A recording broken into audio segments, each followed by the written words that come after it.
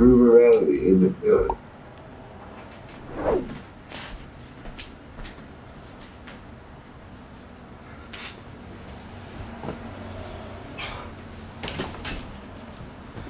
That one would have been better if I didn't kick the table.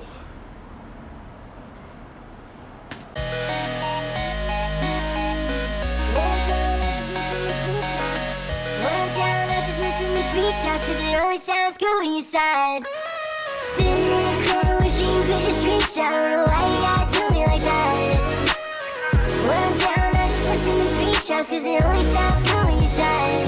Now I'm just sitting. That was glitchgum, When I'm Down, off of Life After the Demise of Planet Gumball. Long title, amazing album. I got to listen to it maybe a week before you did. It's been out for a week now. I haven't taken it off repeat. Normally when I get stuff early, I'll listen to it before it drops, and once or twice after it drops. No. Between like this, Screw You Nick, and blackwinterwells, all I've listened to. And Sebi, great album. Not gonna talk about that. We're here to talk about glitchgum, who I got to interview, and it was like the coolest dude ever. He is so awesome. I love that guy. Not only that, he's amazing at music. He was just on the new Rebecca Black album, and he also had a very small team put together this masterpiece of an album. Life After the Demise of Planet Gumball is a story-driven album. It all kind of connects. Once you listen to it a couple of times, you start to get that. And it's funny because this is his first album. He has put so much emphasis, so much effort into storytelling, as well as just mixing and meshing a whole bunch of genres that I didn't think would work together. Like, this takes me back to the mid-2000s pop punk, and we get to talk about it, and I'm really happy because he's such a cool guy. And this is an amazing album. He's a new artist, but I definitely know we're going to be seeing a lot from him. So without further ado, let's get to it. This one was first take, which is like super cool, because like never happens. Barrel's getting like two, so alright, cool. Deadboy.img, and I'm here with the legendary glitchgum. Welcome to your me talking to you about your album that is currently not public right now, but by the time this drops, it most likely will be. And it will be. It definitely will be, because I cannot hyperspeed like edit this in like 2 hours, and my tripod is broken, so I can't record the intro yet. Oh, good, man. Well, I mean, it's dropping tomorrow, so I'm sure that it'll be up by the time we upload this. One day Amazon shipping is fantastic, so I'll get that tripod tomorrow. Amazing. But honestly, dude, super solid album. I got a lot of like mid 2000 to 2010 pop punk vibes, and then after listening to it for about like 26 times straight, I started to like, was there a story you were trying to tell there? Because I definitely was getting like kind of like a chronological order of songs going on. Yes, there's definitely a story there. This is like a concept album in the sense that, like, yeah, they're all supposed to like tell a story, and they all kind of like lead into each other, which is kind of ambitious for a first album. But as I was writing it, I realized that everything kind of connected, and so I kind of wanted to lean into that story. So there's skits and transitions and stuff to kind of enforce that more. So yeah, you're definitely picking up on something. It was like perfectly done too, because like the first time I listened to it, I just like put it on in the background so I could get the general vibe. That's normally what I do when I like listen to a new album. There's like 3 phases to it. There's like initial, like, can I just put this on in the background while I'm like doing stuff? Then there's like then there's like actually listen to it, and then there's phase 3, which is my favorite, which is like over analyzing it. I pull out the like whiteboard and I start writing down like lines that like that I resonate with, connectings and all that. Yeah, no, it's like that picture of Charlie Day like going into the whiteboard trying to explain something. He's like, Who is Pepe Sylvia? Dude, that's literally me with everything, especially when I'm listening to like Me a new too. album. But yeah, no, it was crazy how well it went together. And I resonated as soon as I heard Sabrina, because I have an ex named Sabrina. She's nice or whatever. But like I was like, oh, now I gotta deal with like listening to my ex's name over and over again. And I was like, wait a second. You know what? Yeah, I did call my boys up to have a boys' night out, and we did get a large pizza. Right? So let me ask you, was there actually someone named Sabrina there? That was that actually about someone? No, I actually have never met anyone named Sabrina. It was just I was trying to like um paint the picture of this woman that was eventually going to break my heart, and is like just like the coolest girl you could think of, edgy, kind of like goth fashion, whatever. That's kind of what I had in my head. Sabrina could be whoever you want, but I guess um like Sabrina maybe in reference to the Teenage Witch, now that I think about it, but that was not really what I was thinking about. Just wanted like a cool like name for like a alt girl. But yeah, no one in my life named Sabrina. It's just kind of Sabrina is like a just a combination of a Yeah. lot of like experiences that I've had dealing with this kind of thing, you know? Well, I'm not gonna lie, I feel like you talked to me beforehand because you perfectly described my ex Sabrina, and I just thought that was so funny. I was like, wait a second, this is real, and that's like another thing. I mean, I know that's super personal, but it just like resonates so much, and I feel like with this kind of like glitchcore hyperpop like super out there, there's not so much relatability, but this one, I think because it had those like pop punk vibes and like brought me back to when I was younger, I feel like Yeah, I could really like relate to it. I don't know if you've ever heard, I think his name was Jared Alonji. He was pretty popular on like I love Jared Alonchi. I got so much like of his like skit kind of pop punk songs that were actually like really good, and sometimes I was like, I like this, but I don't need anyone to know I like this. But like this one feels like more refined, and it just brings me back to that day. Like, were you like initially going into a pop punk mix with like glitchcore mixed with like everything else? That was not like the goal of the album. I was just writing whatever I wanted to and just kind of seeing how it fit. So like some days I felt like I really want to write a pop punk song, and so like and then I ended up with a couple that I really liked, and so and then I kind of realized with the synths that I was adding, it kind of fits in like a hyperpop album, because I was also writing a lot of like hyperpop glitchcore songs, more that are in that fit like range of what people like know that I do.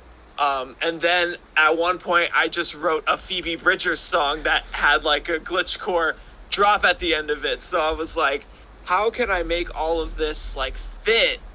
Somehow it did. So like honestly, like yeah, like for some parts I was going for a pop punk vibe. That's really the music that I grew up on.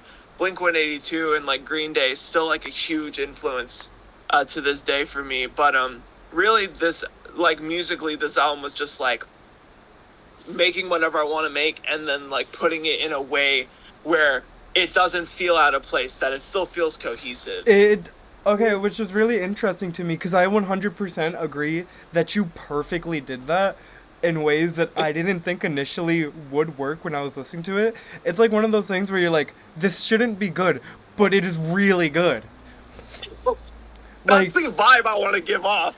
Like, I don't know if I should like it, but I like it. no, okay, so going into it, as soon as I heard that boom, boom, boom, boom, boom, welcome to Planet Gumball, I was like, you didn't have to go that hard that fast.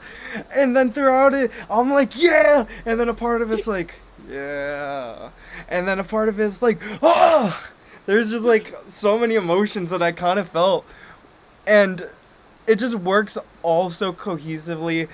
And the fact that you're able to tell like a singular story throughout the whole thing, 9 tracks, it shows a lot, and that's huge, especially for your first album.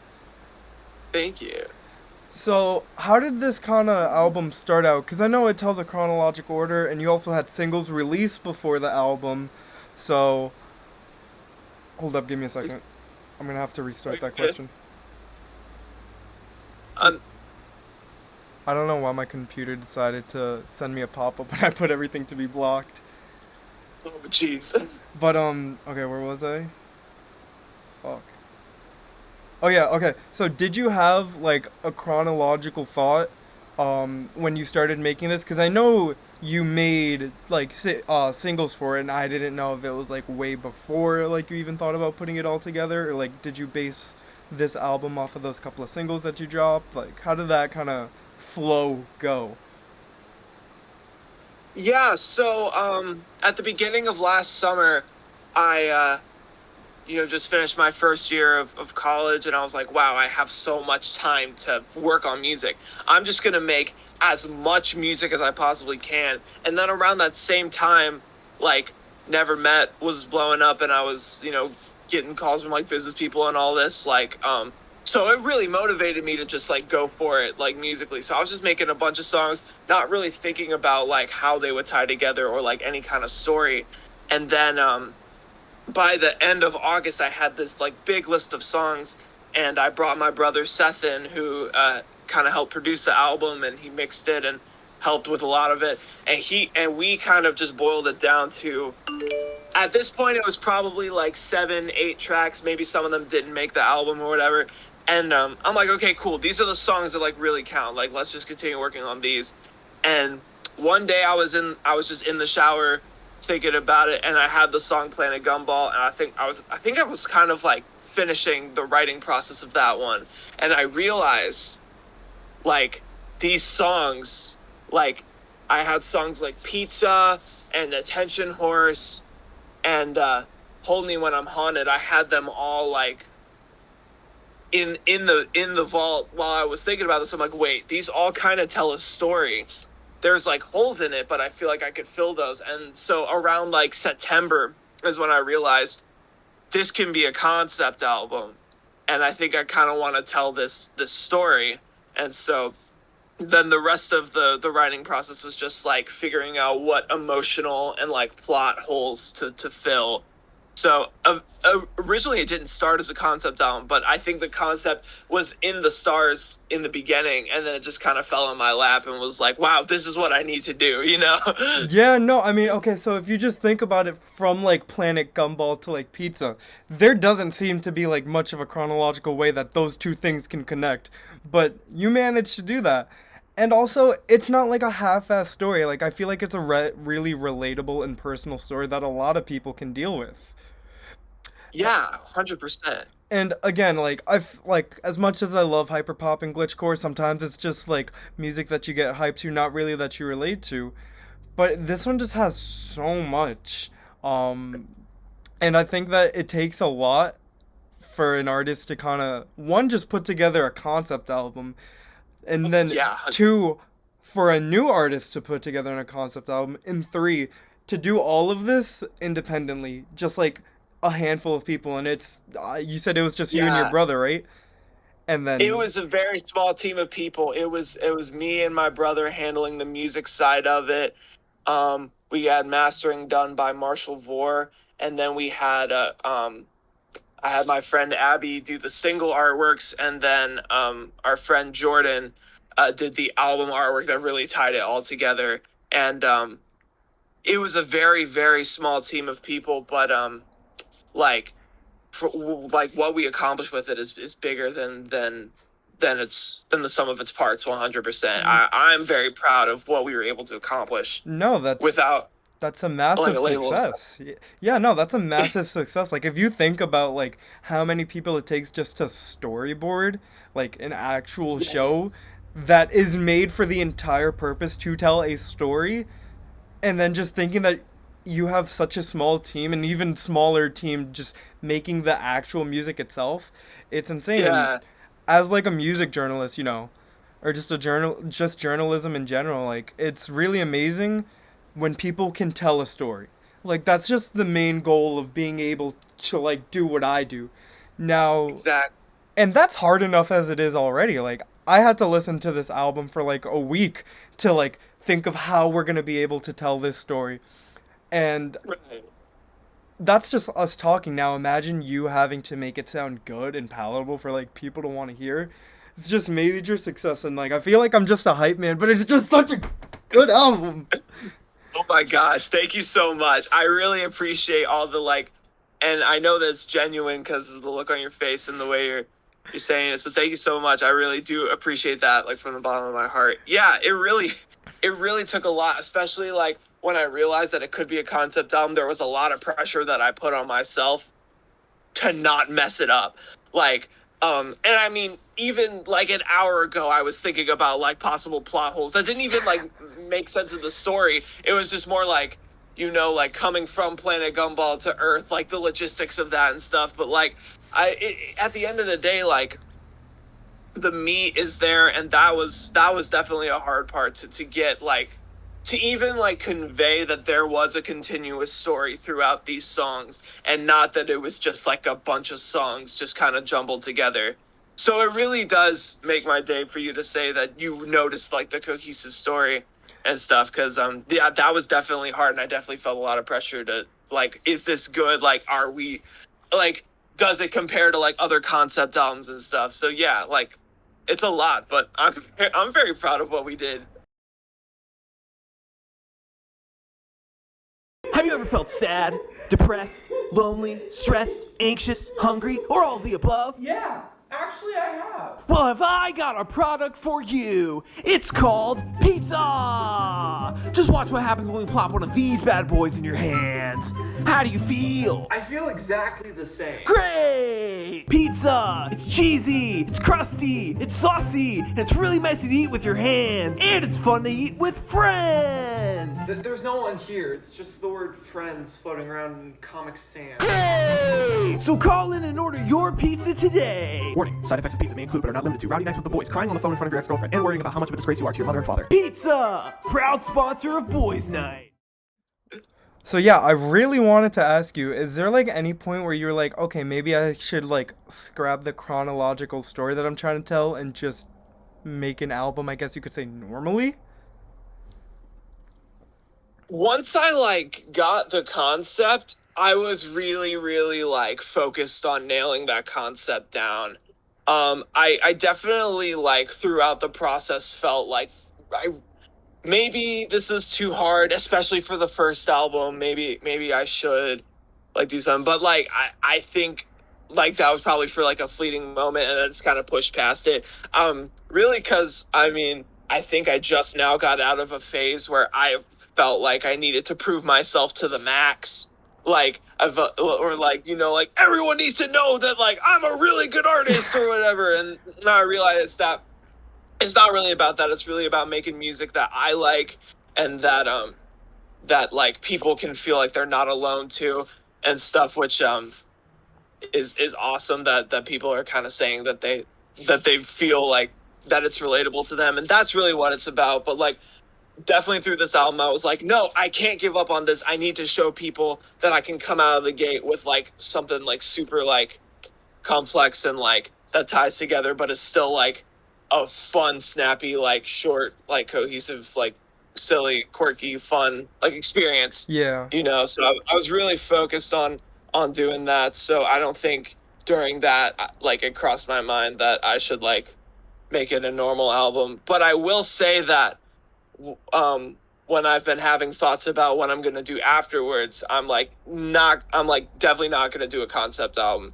I definitely want to like have a more straightforward album and just have like a bunch of bangers, and not really have to care about like how they fit in like a story, and like how they musically kind of like come together. Like kind of worry about that less and worry more about like having fun and making songs that are like just really solid. No, and it's funny too, because I feel like you took the hardest possible route to develop an album and just started off with that. It's like you're going to college, they're like, all right, time to take your like level 1, 2 courses, and you're like, no, I'm gonna start with 400 and work my way. Yeah, no, I'm gonna get my degree classes out of the way and then focus on gen eds. That's really what I did. Yeah, like I'll take American history after I take like quantum theory. Chemistry. Yeah. It's like maybe that wasn't the best idea for my career or even my mental health, but like I ended with something that I'm really proud of. And I feel like the beauty of this album in my eyes is that at least I can kind of look at the songs as also an individual like list of songs, and like I could put on one of these songs in a playlist and it would still have the same effect as if I were to play the whole album. That's kind of like, that was a goal of this album too, was to make it feel like a concept album but also feel like each song could stand out by itself. And that was also kind of like what I really liked about putting the singles out there, where I could like put out songs that were wildly different from each other and then be like, hey, by the way, they all kind of come together. Yeah, no, it's honestly kind of like a beautiful thing to manage to do. Thank you. Well, I know you also said that you recorded part of it in your dorm room and that it kind of took a little toll on your mental health. Like, what were some problems that you had developing this? The biggest problem was doing like classes while doing this, because we were quarantined this semester, or the semester that I was recording it, and then the semester after that. So it was like so much schoolwork, and I'm also trying to make just a killer first album. And so it was the combination of, I put a lot of pressure on myself to be like the best that I can be like all the time. I've done that even outside of music, just as a person.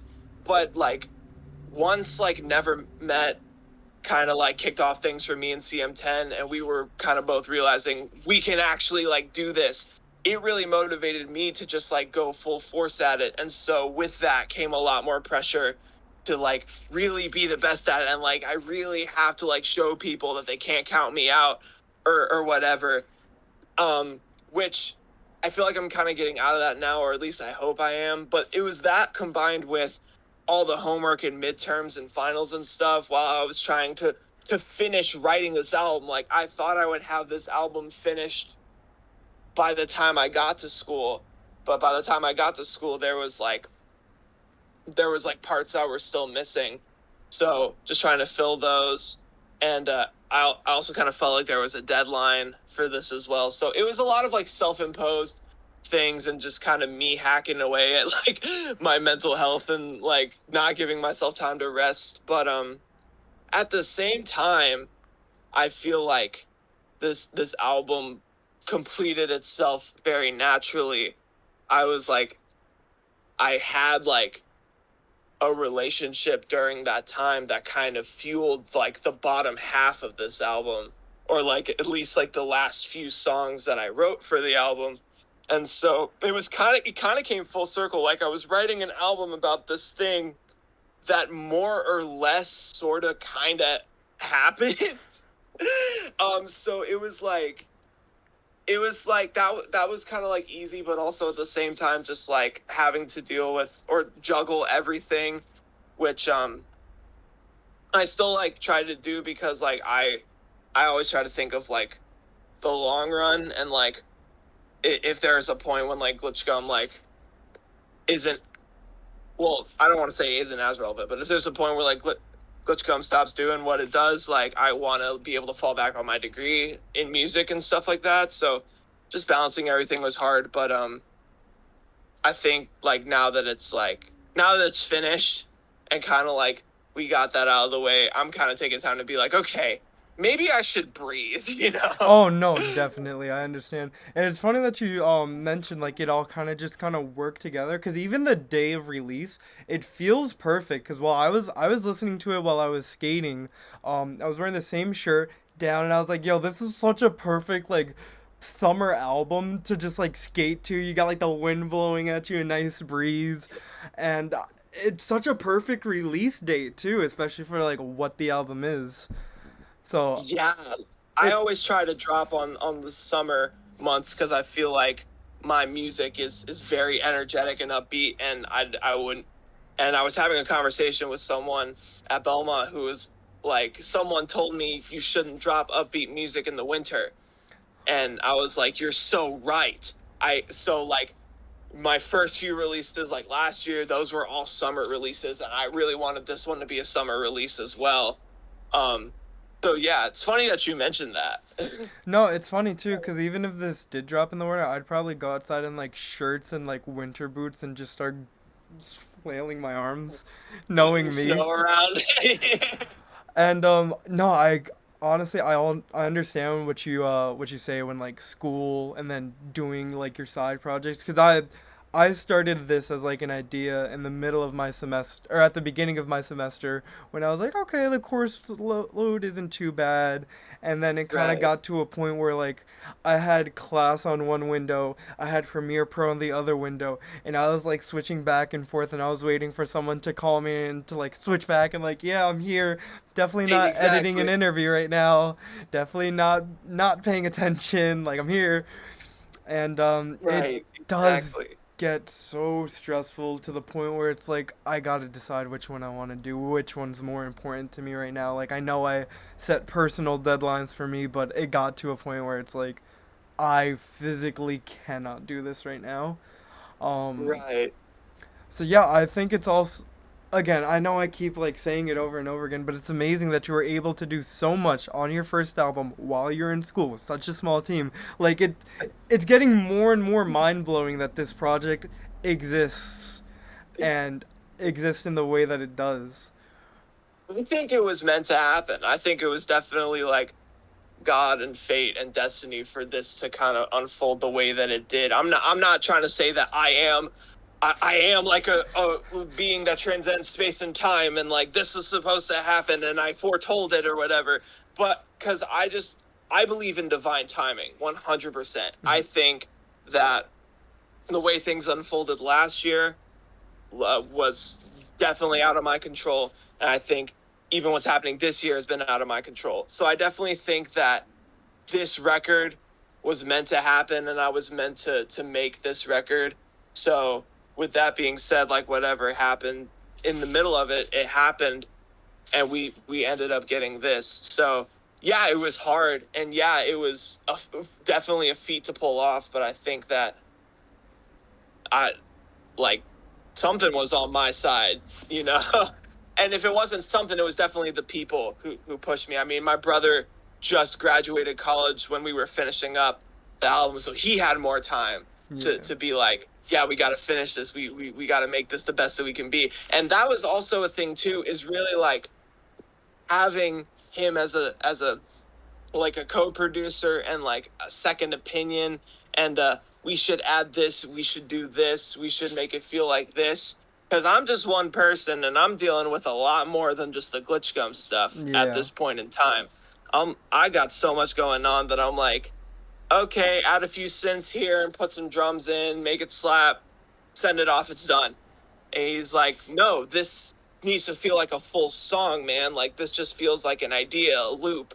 It feels like repetitive. We need to add things. And of course, like, I was just so burnt out from everything that I was like, man, do we have to? Like, it's done. It's done. And he's like, no, trust me, add this. I think it'll work. And then like an hour later, we'd come up with a final product that we're just like, wow, like, like, wow, like this is something that I'm proud of. This feels like an actual song rather than just like a burst of like something, you know? I mean, 100% too. And I feel like it's always good to have that second opinion because, you know, I have the Grooverelly team, and as long as content is going, they're happy. But Right. I remember at one point before I even pitched this, I went to like my artist friends. I was like, "Do you think this would be cool?" And that's how I got an idea of like who I also wanted to start this off with. And then I remember at one point where I was like second guessing, like, was this even really worth it? I went to my mom, out of all people, Yeah. who like has nothing to do with music. She's an artist, painting, drawing, classically trained, whatever. And she looked at me and she was like, "That's the fucking coolest idea I've heard." And I feel like that's gonna be kind of like the future of how things go, like moving forward until we get back to like a relatively normal place. So I definitely feel that it's always good to have someone to kind of keep you going, especially when you feel like there's nothing left that you can do. And I mean, shout out to your brother for being a real one, because I'll give him all the credit Yes. too. Shout out Seth Huff. He really, really helped this project to really be what it was. I mean, I did come up with like the concept and like definitely first, second drafts, and I'd pitch these songs to him, but like I don't think you would get the album that we have without him. So I do want to take the time to shout out Seth, and yeah, expect a lot more from us in the future working together. I'm extremely excited. You'll probably see some more coverage because I am a glitchgum simp at this point. Oh my god. No, Thank you so much. I really appreciate that. It's crazy to like see artists be enthusiastic to like talk to me and get coverage from me, because it's like I like all these people and I kind of forget that like, you know, I do have a space and a name and a platform, and I just think like, oh yeah, I'm just a guy who likes music. So it was like when you got excited Same that here. like I was excited, I was like, whoa, this is cool. Nah, man, this is a really nice vibe. I really enjoy this, and I totally get you too. Like, I forget that like some people think of me as a figure, Yeah. like in music. Like, I'm like, sometimes I even get like embarrassed. I'm like, yo, I'm just like a guy. That's- like I say that all the time. I'm just like, I'm a guy who, you know, does his thing. He likes music like everyone else.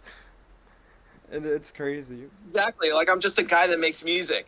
You know, like people will be like, "That's glitchgum." Like, not all the time, but like some people will be like that. I'm like, "Yo, I'm just a guy. Like, I gotta want to live my life." I got recognized at my job, my normal job, from when I did photography for the garden show, and it was really funny because someone came up to me and they were like, "Hey, weren't you like on stage with Garden?" And I was like, "Oh yeah, I do that too." And they were like, "That's so cool." And I'm like, "Yeah, I know, but like, I'm just here like being a normal person now. Like, we could be friends." Yeah, no, that's so funny.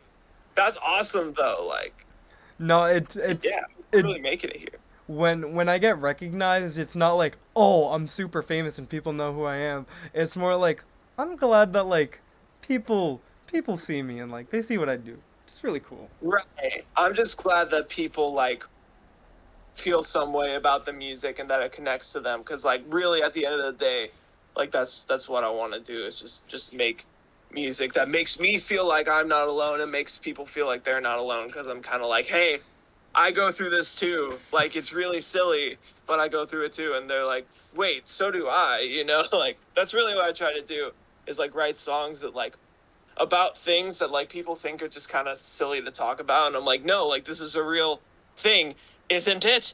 And then like the fans will be like, I really go through that too, and I'm like, are you serious? Like, No, it's Like- honestly a beautiful thing when like you get to write music that you like and that you resonate with, and then other people start to resonate with it, and it's like, I'm onto something here, I guess.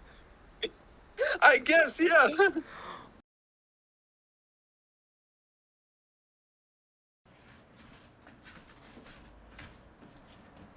Hey you, yeah you, do you interview moderately famous macro internet celebrities?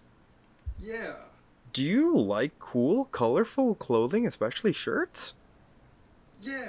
Do you like the cool, colorful shirts and personality for these interviews? Yeah. Well, boy, do I have the thing for you. What is it? Bro, give me a second. Hawaiian dad shirts! Wow. Do you feel cool? Really cool. Can you take on the world? Heck yeah. Well, you can't take on the world, but you still feel cool, right? Yeah. But wait, there's more. No way. More? Like what? Bro, give me a second. A blue one! Whoa. Any more? Yeah, we got these at the store for like $2. We don't got a budget for this. This is all we got. This is cool too. How do you feel? I feel like I could interview anyone on the planet, and they're gonna think I'm the coolest interviewer ever. I don't know about all that, but cool. Moving on past the album coming out later tonight or tomorrow, I don't understand how time works for other people, but where do you plan to take Glitchgum in the far future, in a perfect world with your perfect vision?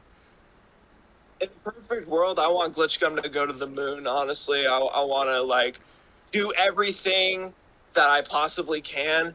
I want to work with all of my favorite people, you know, and I want to I would love to be like a prominent figure in the hyperpop scene.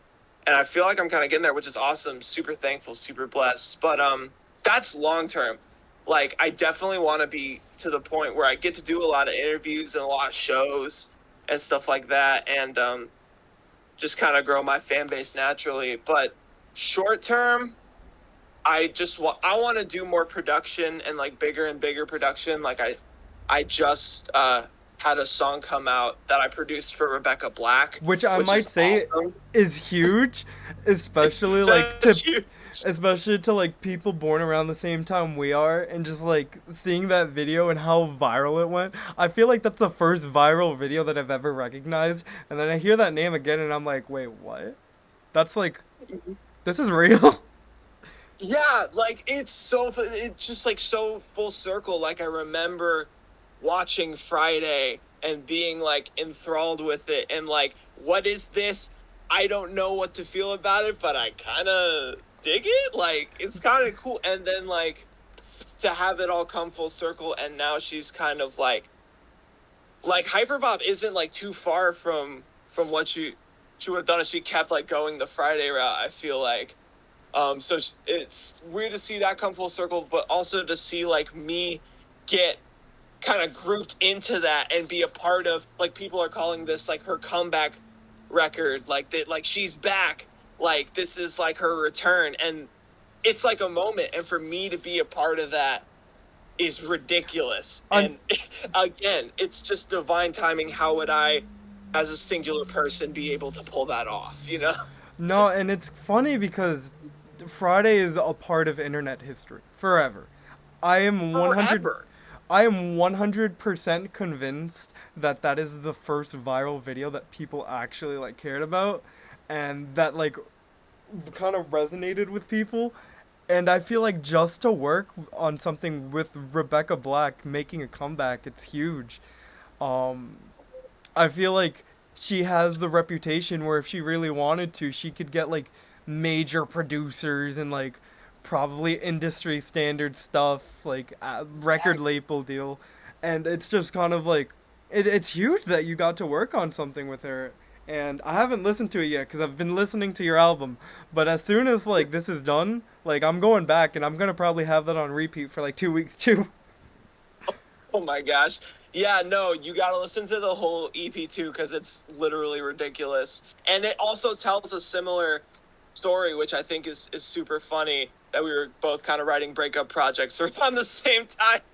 I think that's another like just fate, destiny thing that happened. But yeah, it's ridiculous that I'm at all included in this project. I'm just super humbled and super like happy about that. Shout out to Marshall Vore for liking my Kyoto cover enough to want to work with me and kind of like, you know, having me in with Rebecca. And also like shout out to Rebecca for being super cool and like taking a chance on me making this little beat in my on-campus apartment. That's awesome. Very, man. very humbled. But yeah, like in the future, I want to have bigger and bigger production opportunities and also kind of grow fan base with my original music. In a perfect world, obviously, I know things happen, but just like every time that something happens that like younger me would be proud of, I kind of take a step back and I'm like, I'm doing all right. Like I can give myself some credit, you know, not trying to be cocky or anything, but like it's just like I put all this pressure on myself. Like I have to be, and I never want to give this vibe, but sometimes like I'm like, I have to be like the thing. Like I want people to see me as like the thing. And then I have to step back and be like, really, like it's not like I'm either the biggest thing or I'm nothing. Because that's what like my thoughts in my brain, and I don't know if I have anxiety or anything, but that's kind of what like happens is like if you aren't the best, then you're nothing. And that's not true. Like I have done things that I'm proud of. So I mean, honestly, currently, like currently I'm at a place where I would definitely want to have been like a couple years ago, and I'm very humbled and thankful for that. So I guess just kind of ride the wave, and hopefully people will let me be glitchgum for as long as I want to, you know? Well, I'll let you know right now. Be glitch gum for however. I'm here for it. I don't care if like no one else supports you. I'm still gonna be the same kid who's like scrolling through the hyperpop playlist and I was like, wow, this song Kyoto is amazing. I'm gonna listen to it on repeat for like 3 days. No, and Yeah, I like thank you. I get what you mean when you say like younger me would be super proud because I'm thinking about it like even a year ago me would be proud of where me is at now. I remember like graduating high school listening to like Skelly and now I'm friends with him. Like and even like a couple of months ago putting like Kyoto on my like loop playlist and like being able to talk with you now. So I Yeah, no, I feel the same way because like I remember being in my dorm room just trying to like figure out what 100 gex had that I didn't, trying to make like music like them and just trying to build my sound, and then I ended up getting remixed by 100 gex, and that was like a full circle moment.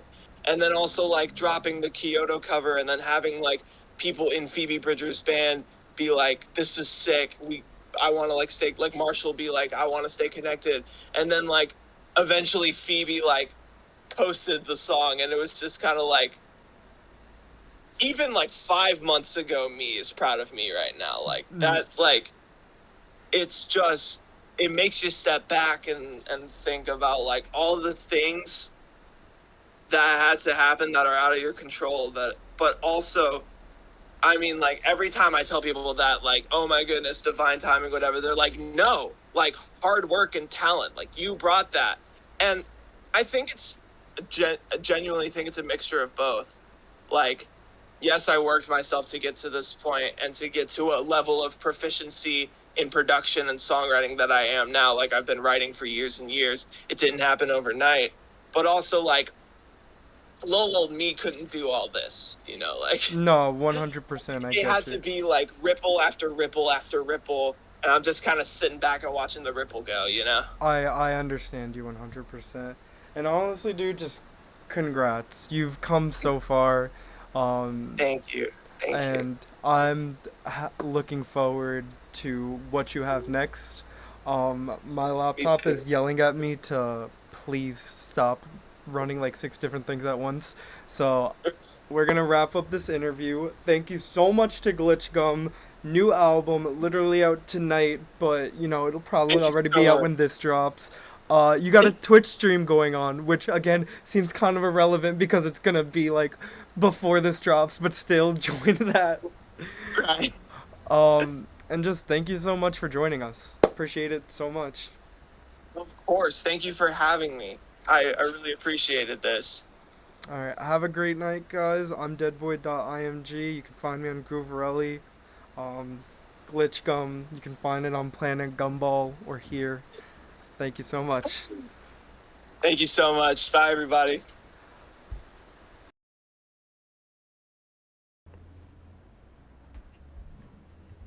This feels so like weird.